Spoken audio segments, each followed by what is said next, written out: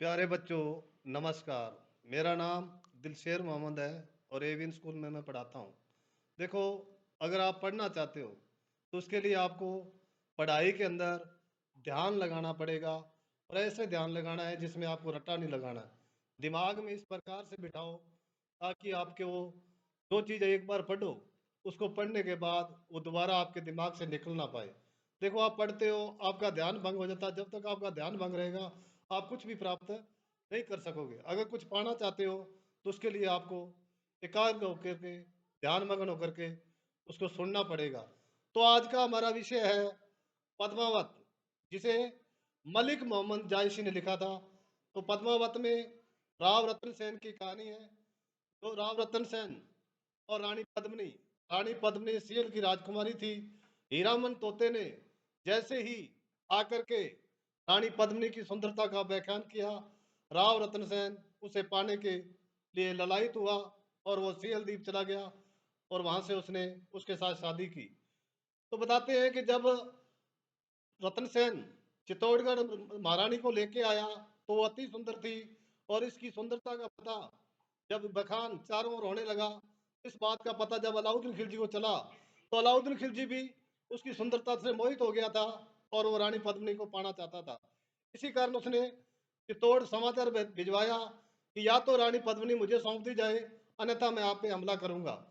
तो इस बात को लेकर के राव रतन सेन ने अपनी रानी को देने से इनकार कर दिया और अलाउद्दीन खिलजी ने चित्तौड़ पे चढ़ाई कर दी।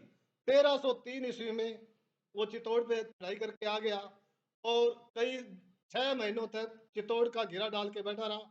अंत में उसने ये कहा कि मुझे अगर आप रानी की परछाई दिखा दो शीशे में तो मैं उसे स्वीकार करके वापिस चला जाऊंगा।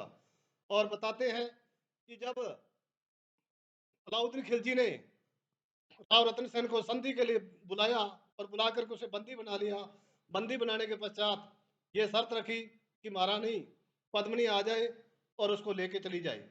तो रानी पद्मिनी ने योजना बनाई और अपने दो सैनिक गोरा और बादल से वार्ता की, इस प्रकार से अपने अलाउद्दीन खिलजी के चुंगल से राव रतन सेन को छुड़वा के लाना है।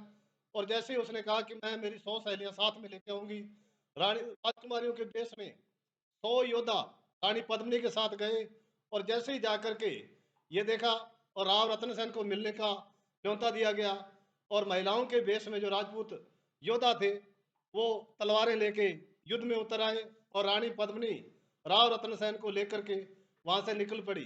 राव गोरा और बादल दोनों युद्ध भूमि में लड़ते हुए मारे गए। फिर अलाउद्दीन खिलजी ने दोबारा चित्तौड़ पे आक्रमण किया। एक धोखेबाज की वजह से उसके गेट खोल दिए गए और राव रतन सेन और ने वीर रतन सेन और सब ने मिलकर के केसरी अवाना धारण किया और युद्ध भूमि में आ डटे। इधर जैसे ही रानी पद्मिनी को ये पता लगा कि अब हमारी सेना हार रही है, उसने अपनी सहेलियों के साथ जौहर किया, जो इतिहास में रानी पद्मिनी के जौहर के नाम से जाना जाता है। आगे भी मैं आपको इस प्रकार की बहुत सी चीज़ें बताऊंगा। आप मुझे लाइक और सब्सक्राइब करें ताकि मैं आपको और ज़्यादा इतिहास की जानकारी देता रहूं। नमस्कार।